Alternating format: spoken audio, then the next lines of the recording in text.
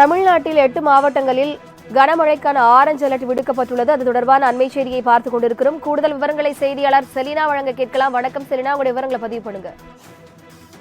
கிழக்கு திசை காற்றும் மேற்கு திசை காற்றும் சந்திக்கும் பகுதி என்பது நிலவுகிறது. அதே போல தென்கிழக்கு வங்கக்கடல் அரபிக்கடலோர பகுதியில் ஒரு காற்றழுத்த தாழ்வு பகுதி உருவாகி இருக்கிறது. அதே போல குறிப்பாக தென்மேற்கு வங்கக்கடல் பகுதியிலும் மேலடுக்கு சுழற்சி நிலவி வரக்கூடிய நிலையில் அடுத்த 3 மணி நேரத்தை பொறுத்தவரையிலும் செங்கல்பட்டு, காஞ்சிபுரம், ராணிப்பேட்டை, விழுப்புரம், கடலூர், மயிலாடுதுறை, நாகப்பட்டினம், திருவாரூர் மற்றும் புதுவை, காரைக்கால் ஆகிய பகுதிகளில் மிதமான மழை பெய்ய வாய்ப்பிருப்பதாகவும் ஆரஞ்சு நிற எச்சரிக்கை விடுக்கப்பட்டிருக்கிறது. குறிப்பாக இந்த மாவட்டங்களில் அவ்வப்போது லேசானது முதல் மிதமான மழைக்கும் அதே போல ஓரிரு இடங்களில் மட்டும் கனமழைக்கான வாய்ப்பிருப்பதாக தெரிவித்திருக்கிறார்கள்.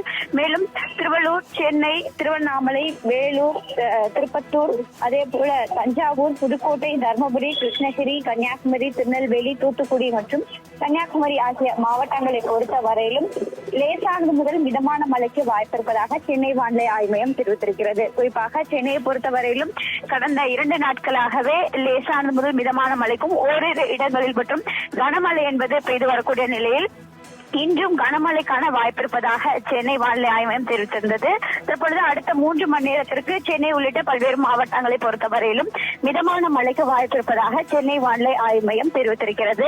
மழையின் காரணமாக பல்வேறு மாவட்டங்களில் பள்ளி கல்லூரிகளுக்கு விடுமுறை என்பது அளிக்கப்பட்டிருந்தாலும் கூட அடுத்து வரக்கூடிய 5 தினங்களில் தமிழகத்தை பொறுத்தவரையிலும், அதாவது வட தமிழக கடலோர மாவட்டங்கள், தென் தமிழக கடலோர மாவட்டங்கள் மற்றும் புதுவை, காரைக்கால் ஆகிய பகுதிகளில் கனமழைக்கான வாய்ப்பிருப்பதாக இந்திய வானிலை ஆய்வு மையம் தெரிவித்திருக்கிறது.